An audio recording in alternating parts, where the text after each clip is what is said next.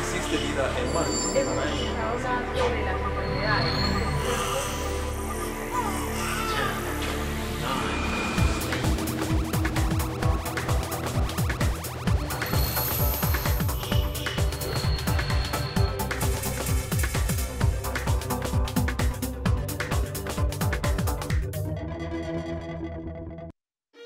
Hoy se conmemora un año más de la Revolución Mexicana y como todo hecho que sirva para alimentar el patriotismo, los festejos insisten en exaltar solo ciertas figuras y ciertas historias. Pero la historia no es una, y como la hierba que crece entre las grietas, entre las líneas de la narración institucional se cuelan los nombres y las demandas de quienes fueron invisibilizados. ¿Sabes de qué estamos hablando? En el programa de hoy te contaremos las historias que nadie más te quiso contar acerca de la revolución. Así que quédate con nosotros, que ya comienza Generación H.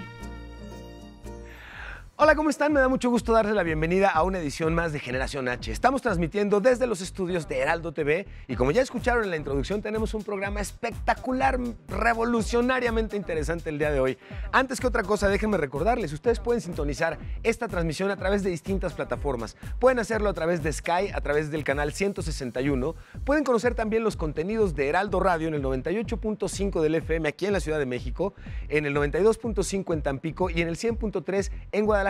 Así que los invitamos a que conozcan estos contenidos para radio y adicionalmente pueden sintonizar el canal 151 de Sky para esta transmisión en vivo, así como las plataformas en redes sociales que cuenta Heraldo TV, que están Twitter con Periscope, Facebook Live y por supuesto la transmisión que se lleva a cabo a través de YouTube Live, que ya les he presumido que me encanta la posibilidad, particularmente en YouTube Live, de poder regresar la transmisión en algún momento del programa, poder escuchar nuevamente lo que ya sucedió y regresar a la transmisión en vivo. Es como la certeza de no perderte parte del chisme o nada del chisme en ningún momento.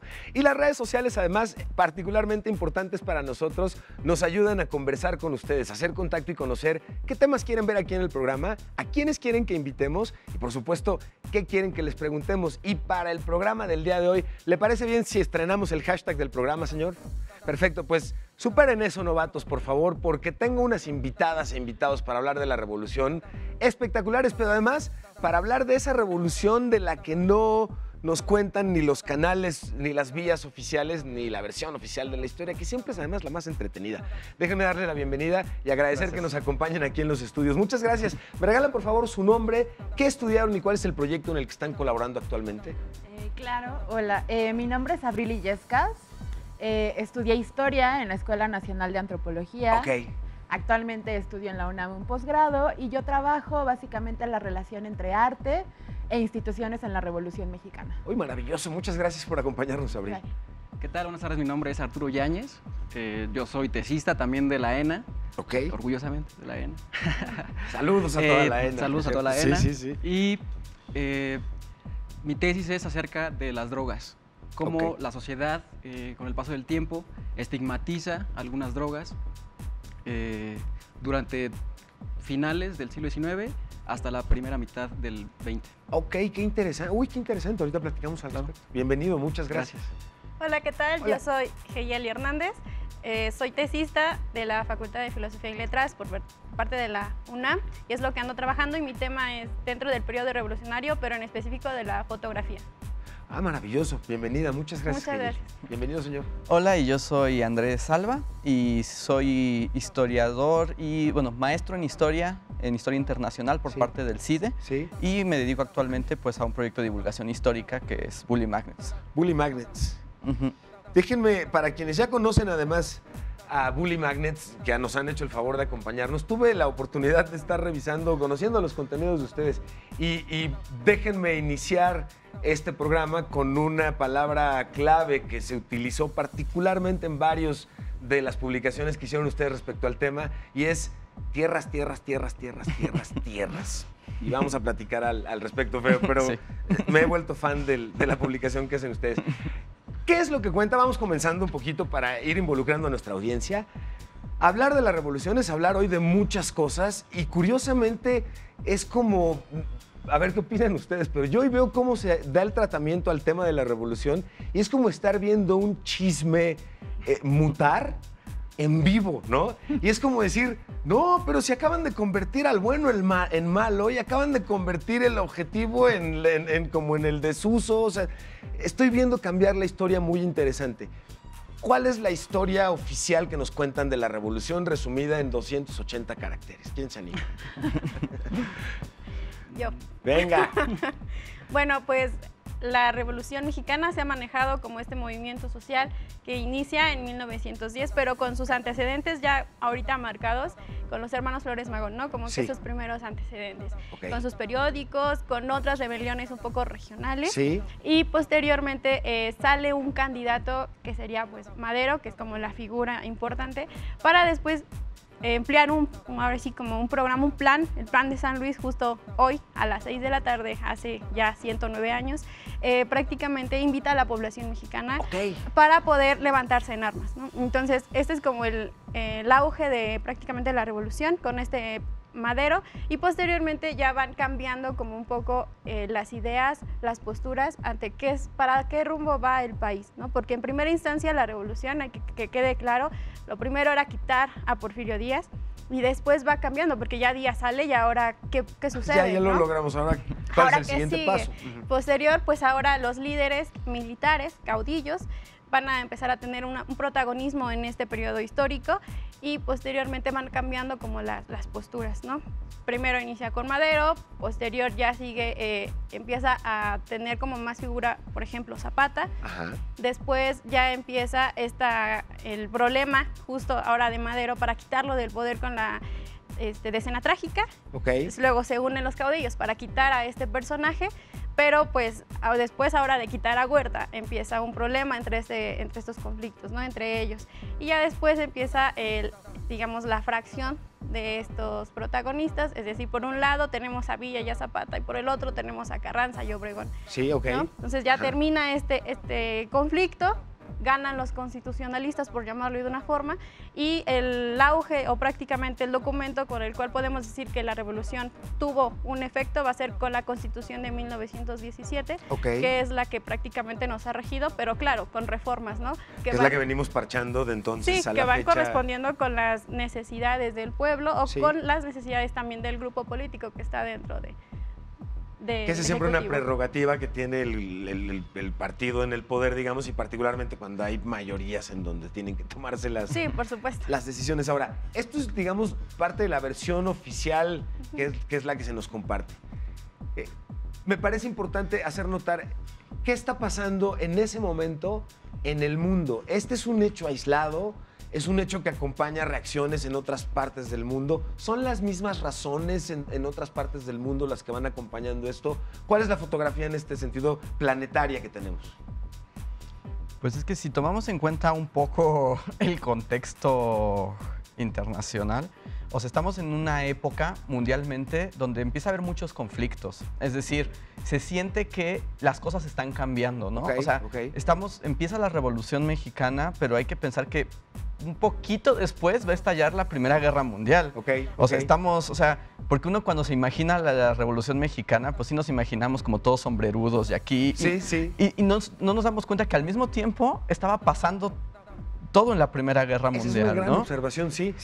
Bueno, de hecho, ahí hay como chismes, ¿no? De cómo Carranza tuvo sus guiños con los alemanes para la guerra. Hay todas unas historias ahí. Pero el asunto es que es una época, o sea, para el mundo, donde hay enfrentamientos también ideológicos. El mundo está transformándose, estamos pasando como a un desgaste de lo que se llama la modernidad, ¿no? O sea, de esta idea de la ilustración, de los valores racionalistas, humanistas. El mundo ya no está dando para tanto. Entonces se empieza a reconstruir también y en todo el mundo hay como síntomas. En México, uno de esos síntomas es la Revolución Mexicana, ¿no? Porque estamos en este momento, Porfirio Díaz, que después de venir de una época también de un montón de... que también la historia de México es pleito.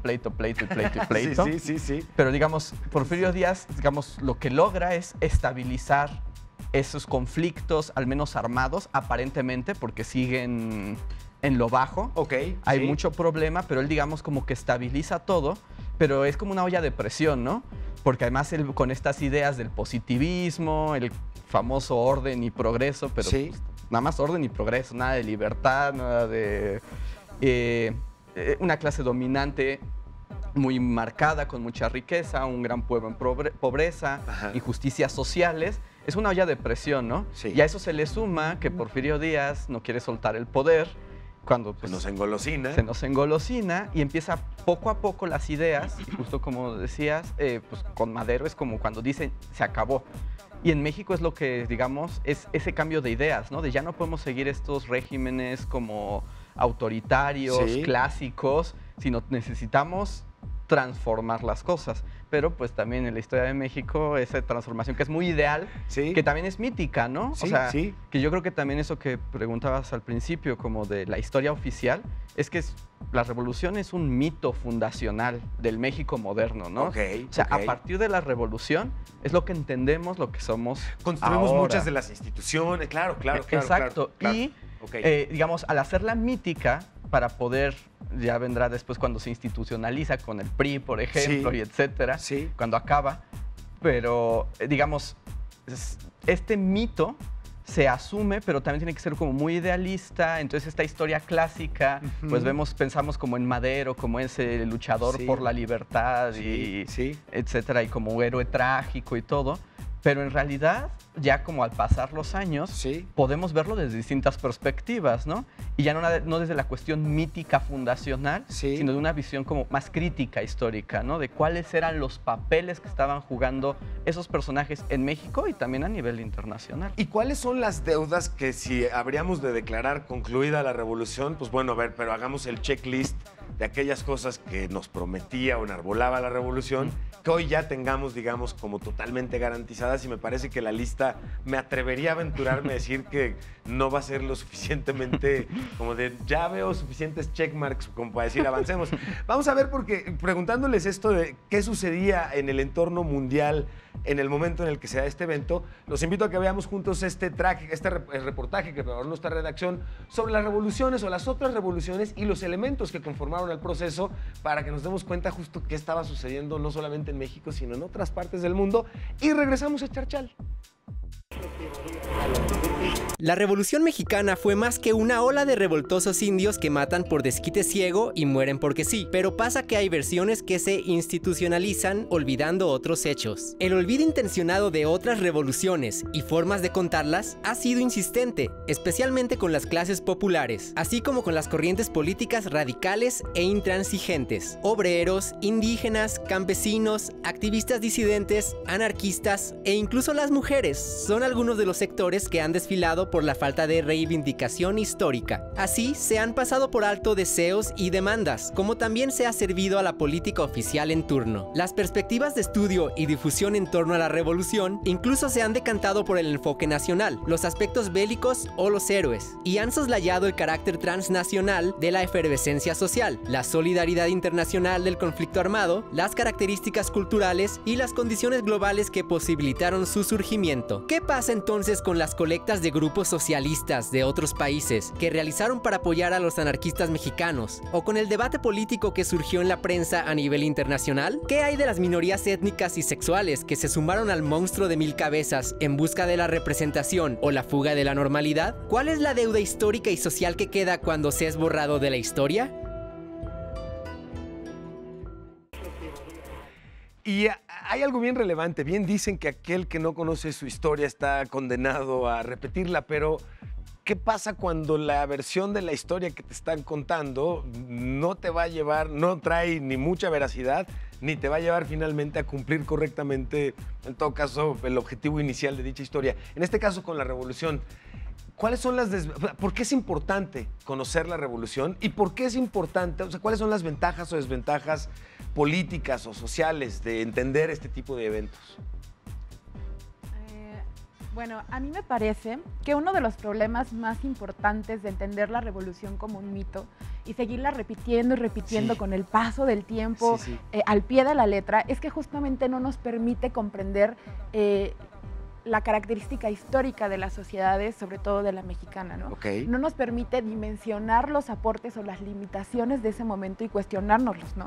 Con base en lo que estemos viviendo en este momento, sino que simplemente nos hace tener referencias donde tratar de sustentar nuestra mexicanidad, nuestro patriotismo, pero realmente no estamos entendiendo su momento, con todos sus matices. Sí, Entonces sí. me parece que esa es una de las limitantes más importantes que tiene el no comprender más que saber la historia Sí, de la sí. revolución. Es que esto es buenísimo que comentas, porque a mí me llama la atención que en otros países este tipo de eventos, cuando se conmemoran, vaya, hay ciudades que se detienen completamente un minuto y guardan silencio porque lo que están conmemorando es cuánta sangre derramamos por este hecho, ¿no? Y aquí básicamente todas nuestras conmemoraciones implican, ¿vamos a chambear o no? ¿Hay puente o no? Para saber si hacemos fiesta o no. Pero rara vez nos detenemos a decir, oye, a ver, ¿cuál era el objetivo? ¿Se logró? ¿Cuánta sangre nos costó? ¿De quiénes nos costó esa sangre? ¿Y cómo le haríamos para que no volvamos a regresar a un hecho como el estilo o un hecho histórico particular? En el caso de la revolución, ¿cuáles creen ustedes que sean aquellas cosas que hoy todavía estamos persiguiendo o que no están realmente dadas y que en la idealización del evento hasta se me puso chinita la piel, ¿no? Yo creo que un tema que está, por ejemplo, actualmente en la mesa de la opinión pública Sí. es la cuestión de la mujer, ¿no? Claro, por supuesto. Claro, el papel de la claro, mujer. claro. Actualmente, pero también viéndolo ya, como comentaba Andrés, Sí. en la revolución, ¿no? El papel que jugaron las Sí, mujeres en la sí, sí, revolución. sí, sí, sí. ¿no?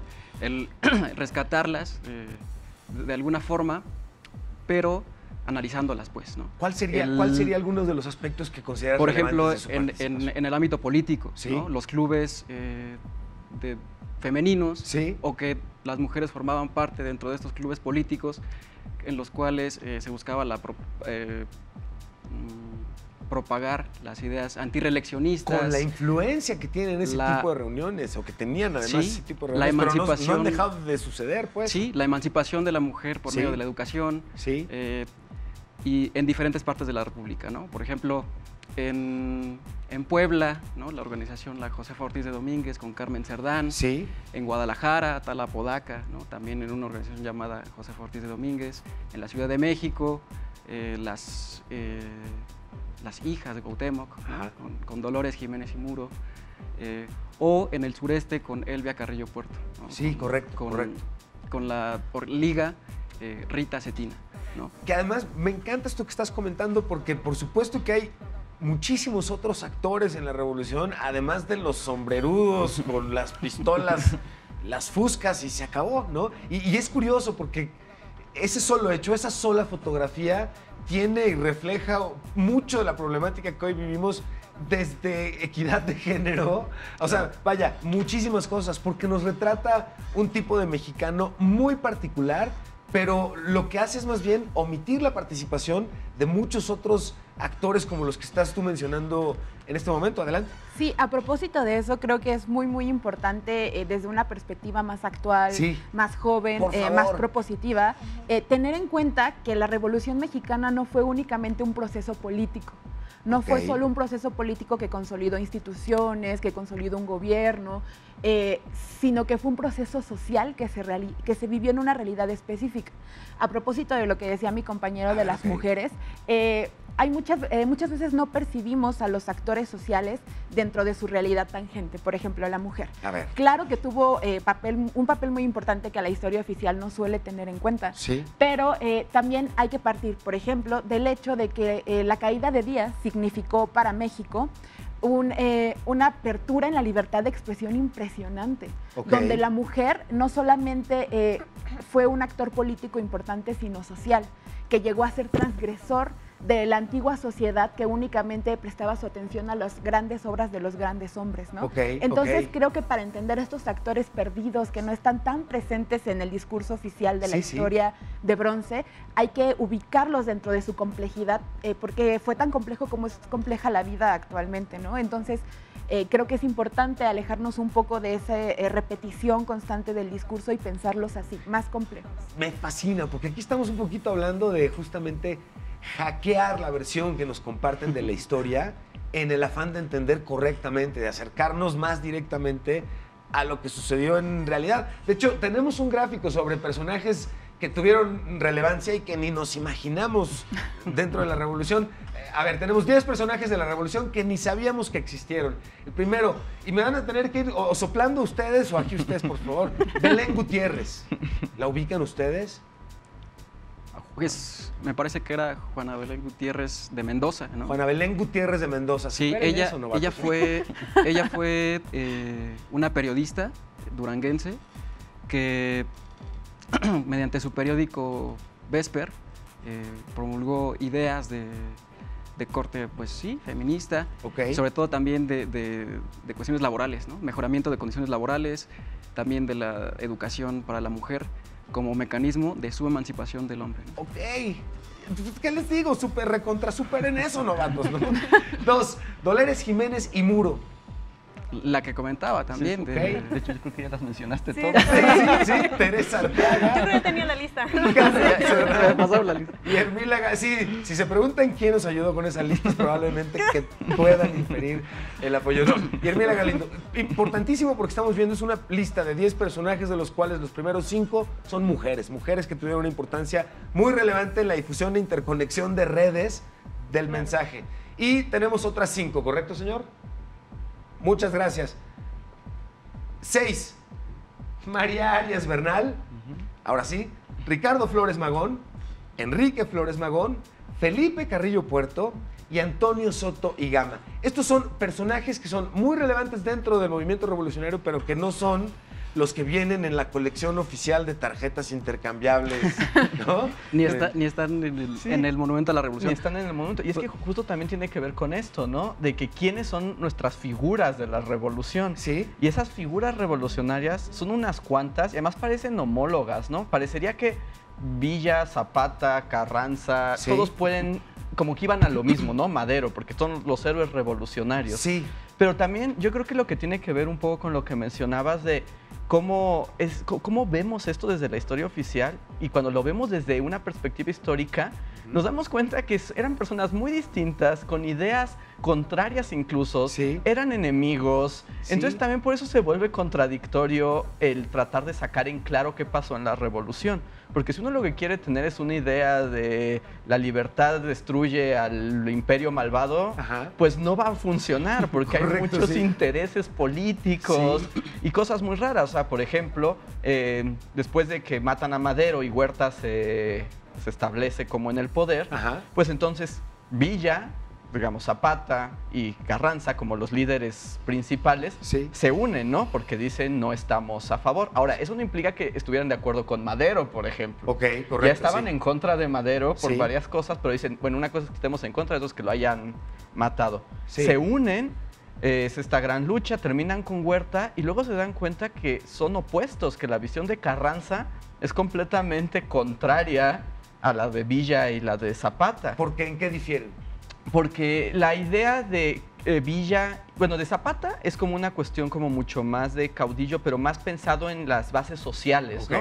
¿Qué pasa con el pueblo? Pues por eso el tierra y libertad, ¿no? Sí. O sea, ¿qué vamos a hacer con esa repartición agraria? ¿Cómo va a vivir la gente normal? Sí. Y en cambio Carranza venía de una élite de Coahuila, o sea, de unas familias políticas, aristócratas, a su manera, haciendas, sí, que tenían una agenda política muy distinta. Hasta claro, eso que cuando Carranza llama al Congreso para hacer la Constitución, sí, la llena de carrancistas. O sea, no invita a los zapatistas y a los villistas ¿sí? a que voten las nuevas leyes. Simplemente les dice, ustedes no están invitados. Bueno, luego es eso, ¿no? O sea, Carranza manda a matar a Zapata, sí, luego Obregón, que es la mano derecha de Carranza, manda a matar a Carranza, sí, y luego él manda a matar a Villa.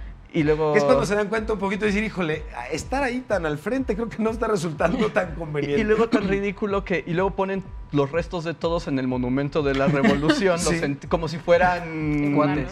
iguales y amiguitos, ¿no? Sí, así como los ponen todos ahí juntos.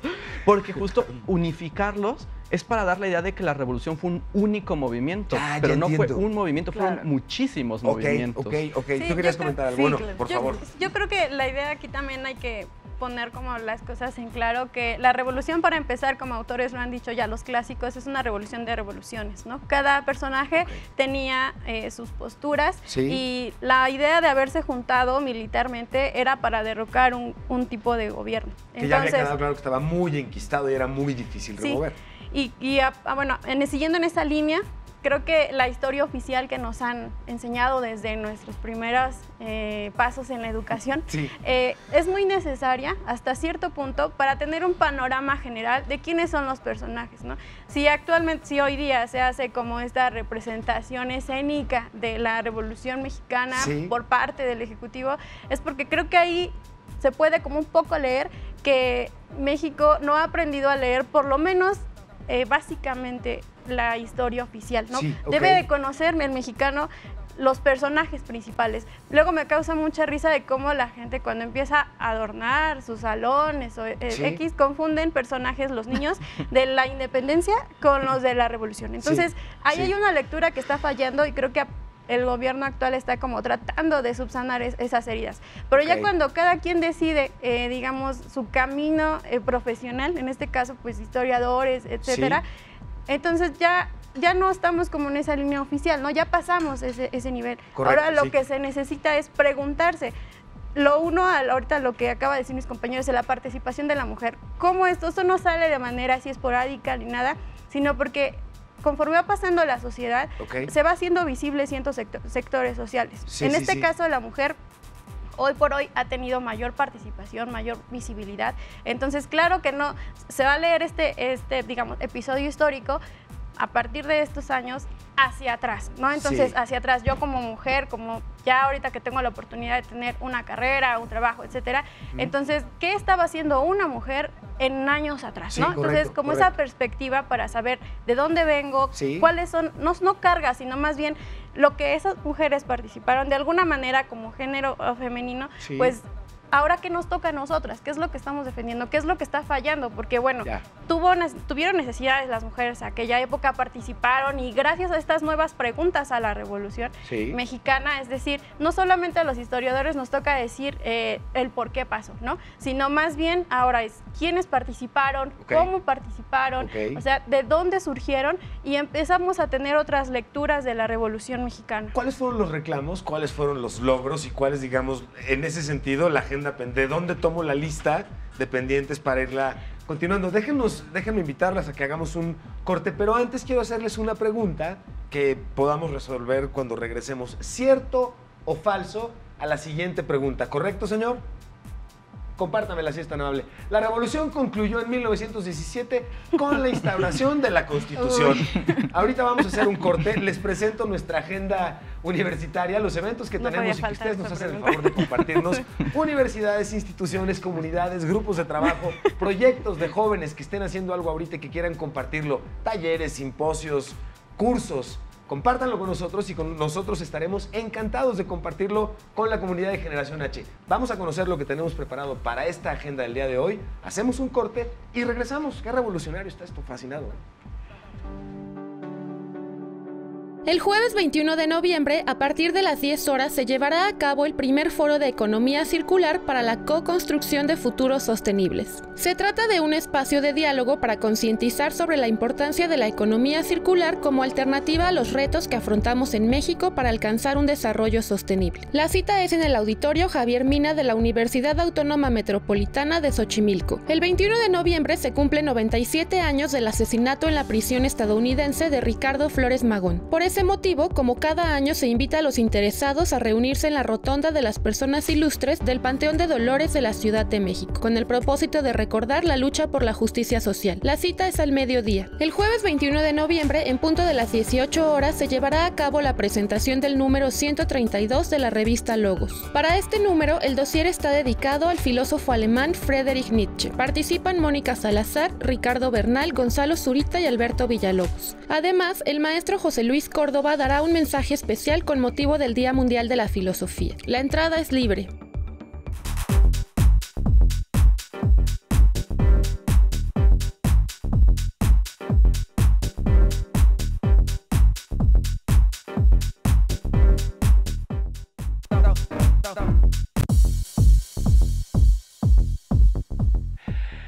estamos de regreso. Déjenme antes que otra cosa recordarles dos cosas. La primera, la importancia para nosotros de poder comunicarnos con ustedes a través de redes sociales y conocer todas las inquietudes que tengan respecto a los temas que tratamos, a nuestros invitados e incluso, por supuesto, pues permitirme ser voz de las dudas y las inquietudes que tengan y podamos compartir con nuestros invitados.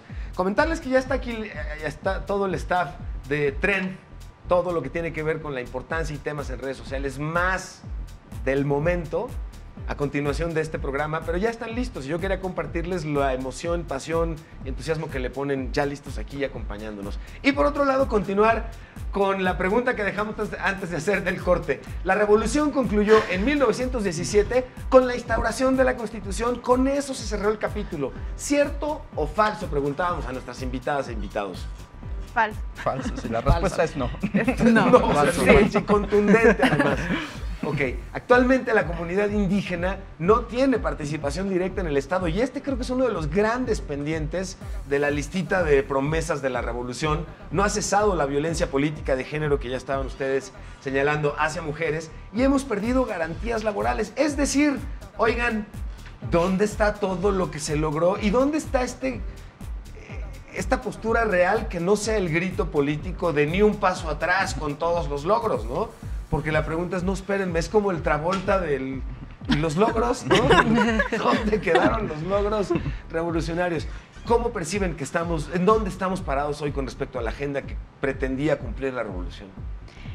Bueno, creo que hay que también partir que una revolución o revoluciones no es un momento en el cual se puede hablar linealmente, sino que se va a ir modificando justo porque se van levantando de manera, no de manera, digamos, planeada, sino que es espontánea la participación en cuanto a una revolución. Así que, por lo mismo, los resultados a los que se quería llegar no van a ser los mismos con los que empezaron, ¿no? Sino que va cambiando y obviamente si tenemos esta lectura de la revolución a partir de ahorita hacia atrás, entonces podemos decir históricamente que efectivo no sirve de nada. Igual podemos leer la independencia de esa forma. Pero sería muy injusto calificarlo así. Es injusto así, porque justo donde tenemos de partir es a partir del contexto histórico, ¿no? Si vamos a preguntarle algo a un periodo es justo en el contexto, conocer exactamente qué es lo que pasó, cómo yo puedo conocer ese acontecimiento, más no juzgarlo ni criticarlo desde tu trinchera contemporánea, ¿no? Sino porque más no hay bien, compatibilidad. No, obviamente que el resultado va a ser negativo. Ya te entiendo. Sino más bien debemos, creo que, conocer esta parte de la historia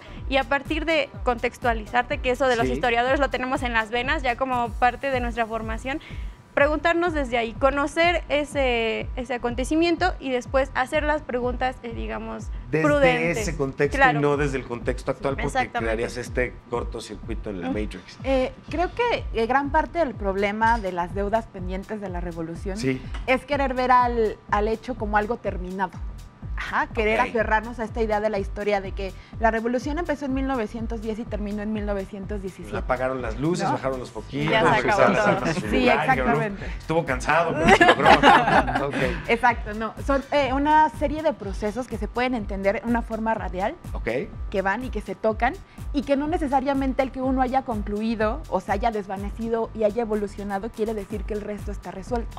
¡Ay, qué buena cosa dices! Por ejemplo, Alan Knight, un historiador de la Revolución Mexicana muy importante, nos dice que tal vez una de las aportaciones más importantes del proceso revolucionario fue que integró a la nación mexicana como una. ¿A qué me refiero? No quiero decir que haya instaurado efectivamente de forma homogénea una identidad general sobre la mexicanidad. El concepto nación. Sí, no, para nada me refiero a eso. Al contrario, él nos habla de que México hasta ese momento había sido como un país de muchos países. Sí, claro. Personas del sur no concebían cómo era el centro de la ciudad y viceversa, ¿no? Entonces, lo que propició la Revolución Mexicana fue una movilidad poblacional muy importante que permitió hasta cierto punto a las personas darse cuenta de las condiciones reales de vida y de desigualdad. Vernos entre exactamente. todos. Cómo en la ciudad estaban los pequeños grupos privilegiados, las condiciones de salud que eran realmente muy preocupantes. Entonces, un movimiento que inició como una lucha contra un régimen o un enemigo común específico, deslindó en un montón de necesidades más, y de ahí es que podemos hablar de la complejidad de hablar realmente de qué tan exitoso fue el proyecto. Qué buena cosa nos compartes. Déjenme, ahorita que lo estabas comentando, me gustó la idea de hacer el siguiente ejercicio con ustedes. Si estuviéramos en un capítulo de Doctor Who y tuviéramos que regresar en el tiempo a la revolución, ¿cuál consideran ustedes que habría sido ese evento que modificaron manualmente, que habría cambiado por completo la ruta de la cosa? ¿Alguno de los asesinatos? ¿Qué habría cambiado en el tiempo con una versión Doctor Whoesca que hoy estaríamos en otra circunstancia por completo a partir de la revolución? Pues yo creo que tal vez la escena trágica, ¿no? O sea, porque la revolución parecía que ya había terminado. O sea, después de que Madero se vuelve presidente y hace sus reformas que no son muy distintas a lo que había antes, ese fue también el problema. Pero digamos, era como de ya, se hizo el levantamiento original, sacar a Díaz, Díaz se fue, empezamos borrón y cuenta nueva, ¿no? Sí, Obviamente tenía muchos problemas, había muchas ideas distintas, pero que Huerta traicione a Madero y lo mate es un poco también un nuevo enemigo en común. O sea, si el primer enemigo en común era Díaz, el segundo fue Huerta, porque acabó con Madero. Entonces yo creo que si Madero no hubiera sido asesinado, que bueno, ya las razones por las que le pasó, pues eso también se pueden explorar muy a fondo, que si él tuvo la culpa, que si no tuvo, que si no se dio cuenta, si fue un error, etcétera. Pero queda claro que si él no hubiera muerto, la revolución incluso se hubiera transformado en otra cosa, porque es con su muerte que pasamos a la segunda etapa de estas revoluciones, ¿no? Entonces, si yo viajara así con el doctor al pasado, iría ahí como de a ver qué pasó ahí y quién sabe qué hubiera sido de México con esa transformación, ¿no? A ver, platicábamos de estas demandas y logros que no podemos poner en pendientes si lo vemos desde la perspectiva actual y en reversa, que me encanta que nos hayas compartido esta aclaración. Tenemos hecho un gráfico, por supuesto, ¿verdad? Muchas gracias, señor. Nos lo comparte para presumirlo con nuestros invitados aquí en casa. Estas fueron algunas de las demandas de los que participaron en la revolución. 1. Jornada laboral de 8 horas, que hoy estamos viendo nuevamente como debilitadísima. Nada que ver, por supuesto, con lo que trabajamos aquí, señor. Me refiero en general. La reforma agraria. No la podemos dar ni madurita, ¿no? Educación sexual y legislación del aborto. Hablamos de la revolución y seguimos hoy con... ¿Cuántos son los estados que ya tienen hoy en función una ley? Se liberó finalmente ya en Oaxaca, ¿se firmó? Sí. Bueno, entonces, pero tenemos así de pendientito, vamos de pasito a pasito.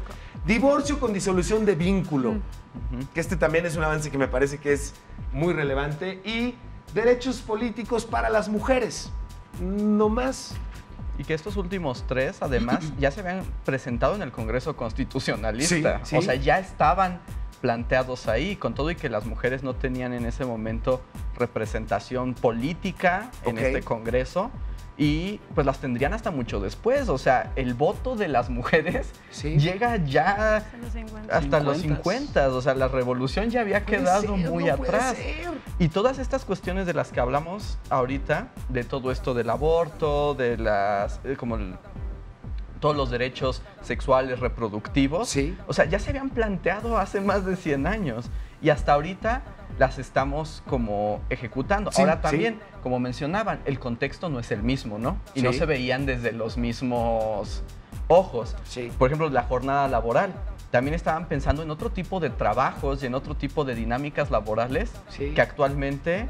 Porque, o sea, pienso en ahora todas las personas que hemos sido o seremos freelancers, con las cuestiones de las nuevas tecnologías. O sea, ya se desarrollan trabajos que tampoco podríamos pedirle como a los revolucionarios que lo vieran derechos en ese sentido. Ajá, porque ni siquiera lo veían, ¿no? Claro. Oye, hablando de tecnologías de la información, me llama la atención positivo que comentes esto. Particularmente en la revolución ya estamos viviendo un fenómeno social en el que medios de comunicación, el periódico, ya son muy relevantes.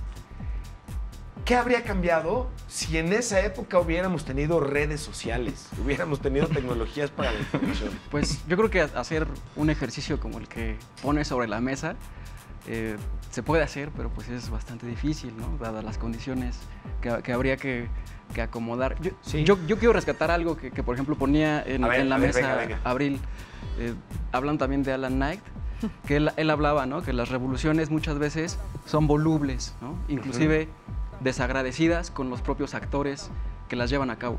¿No? Entonces, y también creo que va un poco con la temática del programa de hoy. Totalmente, sí. Además, también la cuestión indígena, ¿no?, que también se retomaba. Sí. Eso es algo que también te habla o que va en contra de esta historia oficial, Sí. del proceso lineal que bien resumía la compañera. Por ejemplo, poner 2 ejemplos, ¿no?, o 3 ejemplos. Cuando se habla de que no había como que pueblos indígenas en el norte y todas esas cuestiones. Sí.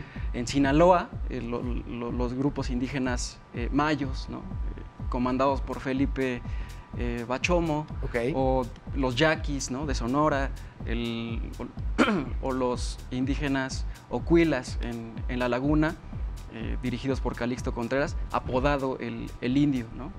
Mal, o no sé si mal apodado el indio, pero dadas sus raíces, pues era apodado el indio, o Calixto Carreras por la ansia que tenía muchas veces por la avanzada y todas estas cuestiones. Pero en específico me quiero detener en los yaquis, ¿no?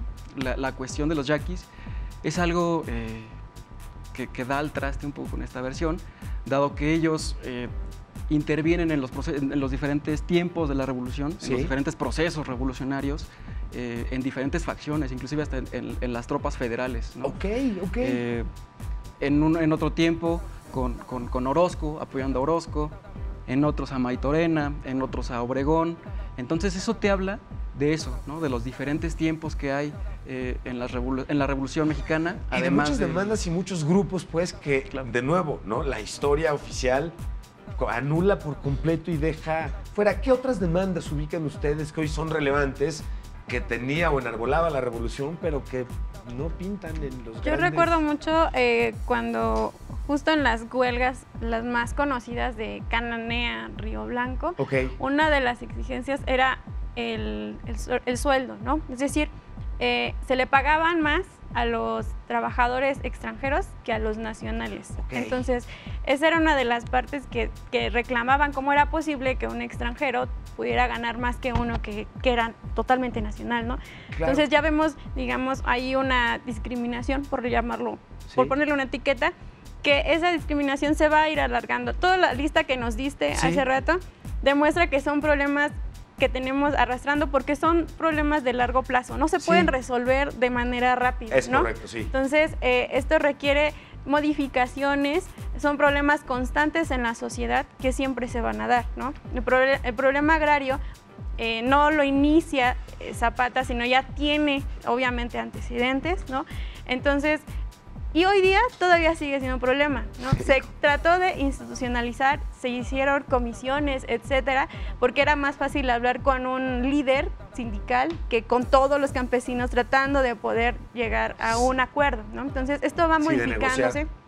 Va modificándose. La entrega de tierras también sí se dio de alguna manera. El partido oficial de aquella época trató como de subsanar o poner parches, ¿no? De sí, estamos atendiendo tu situación, etcétera. Pero creo que el problema agrario siempre se va a ir arrastrando porque las necesidades de los campesinos siempre van arrastrando. O sea, antes no tenían, digamos, el problema del neoliberalismo, ¿no?, que hoy día tenemos, pero que van respondiendo, digamos, a las necesidades de estos campesinos. El problema de educación es otra situación, ¿no? En principio, antes de la revolución, lo que se buscaba era tener una edad límite para trabajar porque a los niños se les explotaba laboralmente, ¿no? Entonces, y no quiere decir que después de la Constitución de 1917 los problemas dejaron de existir, no, fueron constantes, porque una cosa es haber emitido un documento, una carta magna, y otra cosa es la práctica, ¿no? O sea, tienes un país lleno de diferentes culturas en el cual no puedes llamarlo unidad desde un principio. No, si nuestra historia mexicana ha sido caracterizada por golpes, por fracasos, por tropiezos, por engaños, pleitos, ¿no? Entonces, significa que hay un cambio constante en nuestra historia y problemas que vamos a ir arrastrando, quién sabe hasta cuándo, tal vez dejemos de existir nosotros, tú, todos los que estamos aquí, y esos problemas van a seguir existiendo. Y eso es lo angustiante, ¿no? Porque en muchos casos pareciera que la historia que nos cuentan tiene mucho que ver justo con lo siguiente. Son procesos finitos y que te hacen levantarte ante un nuevo día. Tu país amanece completamente modificado porque mira, aquí ya guardamos al demonio, ya guardamos aquí a lo malévolo, lo vencimos juntos. Muchas felicidades. Y no es así, ¿eh? Sí, claro. Muchas veces no nos preguntamos o no nos damos cuenta que esta idea de la revolución que tanto manejamos y tanto defendemos realmente no funcionó, no se germinó propiamente en el momento más álgido de la lucha. Es decir, es lo que comentábamos al principio, ni Villa, ni Madero, ni Carranza eran amigos, pues, ¿no? Cada quien tenía sus intereses personales. Eso es muy interesante. Y todo esto se condensó finalmente para otro propósito, que es el de consolidar una nación después de la caída de un régimen muy prolongado y después de un colapso social bastante traumático para muchos sectores poblacionales. Entonces, esta idea que repetimos realmente fue un constructo de años posteriores y muchas veces no nos ponemos a pensar en eso. No, parte de las consecuencias, por ejemplo, de este régimen tan prolongado, en el caso de Díaz, ¿cuál era el estatus en México? Hoy, por ejemplo, que estamos viendo con el caso de un Evo, que la dicotomía está en, bueno, económicamente parece que el país estaba haciendo un gran trabajo, ¿no? Y me cuesta trabajo entender la parte malévola que me está también vendiendo la historia en vivo en este momento. ¿Cuál era, en este caso, la fotografía de México cuando sale Díaz? ¿El país estaba en boga, estaba en crisis, pobre, rico? Es interesante porque la imagen de México en aquella época del porfiriato se estaba vendiendo internacionalmente como un México en paz, un México moderno, un México en progreso, ¿no? Por ya la idea de paseo de la Reforma. Ah, claro, teníamos un palacio de correos, ¿no? Teníamos, etcétera. Entonces, si lo veíamos desde fuera, pues obviamente podríamos decir, no, Porfirio Díaz está muy bien en ese país, está llevando a cabo, ¿no? En Instagram de México en esa época era... Como toda imagen es, digamos, cuestionable, ¿no? Entonces, después, con la entrevista que se le hizo a Díaz, ya empieza como a deformarse esta imagen que se estaba haciendo en México. Y posteriormente ya empieza a quebrarse justo por todos estos movimientos que ya habíamos hablado un poco, de los levantamientos armados. Pero la imagen de México ante el mundo era una situación de modernidad. Se puede incluso ilustrar 1910 era el centenario de la independencia y Díaz se encargó perfectamente de francesizar al país e incluso las fotografías que tenemos actualmente de ese episodio, pues empieza como digamos la luz eléctrica que empieza a estar en la Ciudad de México, etcétera. Y una de las cosas importantes es que en la imagen también se construyó, por ejemplo, las calles de la Ciudad de México, no se ve ningún indígena, ¿no? Justo porque esa idea de Díaz era, pues mi élite, la clase social alta es la que estamos llevando a cabo el progreso en México. O sea, entonces, hay que preciosear la imagen nacional. Pero fuera del centro de la Ciudad de México, ahí estaba la realidad. Y también quienes tenían las voces, porque también es como, ¿quién es el que dice que está México ahí? ¿Qué versión me está dando? Pues obviamente Díaz y su élite política, pero lo que dicen esas personas no es la voz de todo México. A ver, déjenme... Híjole, tengo que comprometerlos, por favor, amablemente, y comprometerlas al aire a que me hagan el honor de volvernos a acompañar para seguir platicando de este tema y de otros temas de la historia. La versión que hoy nos comparten ustedes es maravillosa. Dos cosas. La primera es, dentro de los personajes particulares que participan dentro de la revolución, tenemos un reportaje sobre Amelio Robles. Y bueno, un personaje, van a ver, muy importante y muy interesante. Pero quiero además preguntarles de regreso, y nos está empezando a corretear el tiempo, por eso me quiero anticipar. ¿Qué debo preguntarme hoy como joven cuando escucho o conozco la versión de la historia oficial? ¿Qué debo estarme preguntando? ¿Cuáles son las respuestas o qué debo buscar cuando quiero entender mi realidad hoy con la revolución y con lo que yo debería intentar hacer hacia el futuro para, digamos, honrar el esfuerzo que se ha venido haciendo? Pero antes, los invito a que conozcamos juntos a Amelio Robles. Chequen nada más qué historia.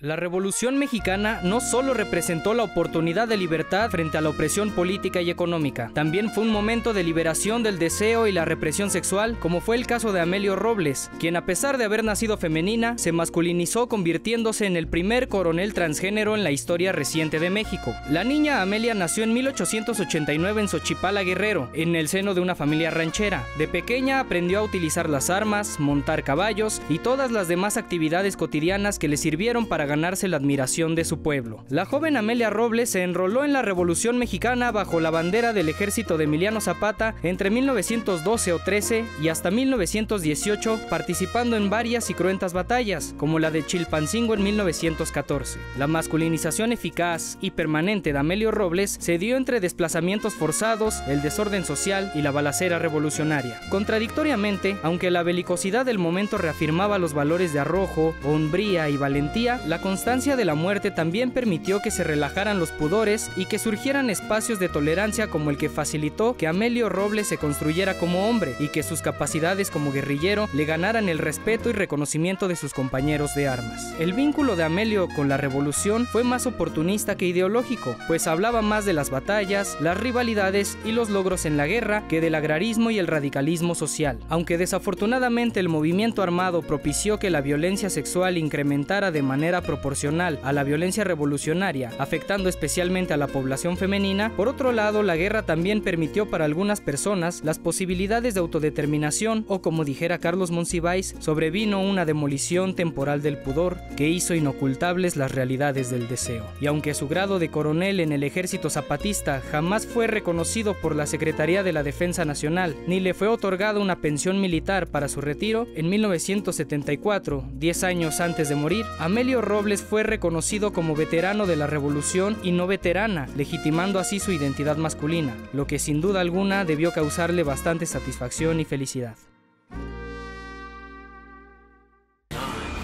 Cosa que, entre otras cosas, hace muy fehaciente que el esfuerzo en términos de inclusión en México no llegó con la tecnología, las redes sociales y ningún tipo de hashtag internacional. Es un esfuerzo que hemos venido realizando desde hace mucho tiempo y que, bueno, sí, gracias a medios como las redes sociales hoy vemos más presente.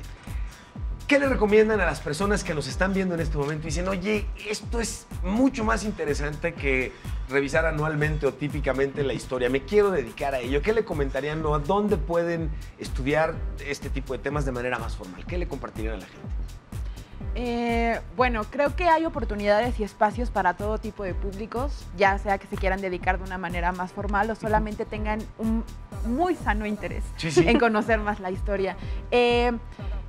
Afortunadamente en YouTube, en Facebook, existen actualmente una serie de grupos que nos permiten acercarnos de forma más eficiente y más ligero a la historia. Mucho más grata. ¿Tu carrera cuál es, Abril? Yo soy historiadora. Ok. Historiadora de la Escuela Nacional de Antropología, que es una gran opción para quien quiera dedicarse a la historia. Oye, Abril, ¿redes sociales en las que te podamos contactar? Claro. Me pueden buscar como Abril Illescas en Facebook. Ok. Y, bueno, mi correo es mi nombre completo, karenabrilbatallescas@gmail. Muchísimas gracias. Repito la invitación a que hay que seguir platicando de historia desde una visión actual, como lo hicimos el día de hoy con ustedes. Muchas gracias, señor. Yo creo que más que una cuestión del conocer, más bien es algo de una labor de comprender, ¿no? El comprender nuestro presente, en dónde estamos, de dónde vienen ciertas cuestiones, cuáles son, otra vez a propósito del programa, cuáles son esas deudas, ¿no? Cuáles son estas, en dónde estamos parados, de dónde vienen algunos ciertos movimientos actuales, ¿no? Más bien una cuestión de comprender y pues acercarte al pasado, ¿no? De esta forma para comprender en dónde estamos actualmente parados. Que es mucho, además te agradezco mucho, es mucho justamente lo que preguntábamos de, bueno, como joven, ¿qué debo preguntarme cuando voy a revisar la historia con miras a ver dónde estoy parado yo y cómo formo parte de ello? ¿Redes sociales, señor? Con mi nombre, Arturo Yáñez. Eso es todo. Muchas gracias por acompañarnos. Platícanos de tu proyecto, por favor. Sí, bueno, nada más para recomendar si alguien quiere profesionalizarse en la historia. Hay varias opciones, como lo dijo mi compañera, tanto públicas como privadas. De la pública, pues obviamente de donde vengo, de la UNAM, de la Facultad de Filosofía y Letras, pero recuerden que hay otras facultades que también ofrecen. Y de las privadas, pues creo que la más reconocida podría ser el Instituto Mora, que es una de las buenas instituciones de investigaciones. De mi proyecto, pues en general formo parte de la Sociedad Universitaria de Ixtapaluca y somos un grupo de universitarios que se están formando de diferentes edades. ¿Hay algún grupo, hay algún grupo justo así contacto que tengamos? En Facebook así nos encuentran, en Sociedad Universitaria de Ixtapaluca, y lo que hacemos es preparar a chicos de la media superior para entrar al siguiente nivel. Entonces es lo que hacemos con diferentes disciplinas. Muchísimas gracias. Señor. Pues yo nada más diría que para estos temas tener como los ojos bien abiertos, una actitud muy crítica también y disfrutar también el pasado, porque también la historia no nada más es una cosa que nos da lecciones como morales. Esa es una sino gran que es algo que observación. también uno se puede apasionar, lo ¿Tu puede blog, disfrutar. Búsquenme en Bully Magnets, @Bully Magnets, todas las redes, y ahí es un proyecto justo para divulgar historia. Déjenme irme a tomar una foto con ustedes, por favor, para la memoria digital del programa. Ahí estamos. Sí.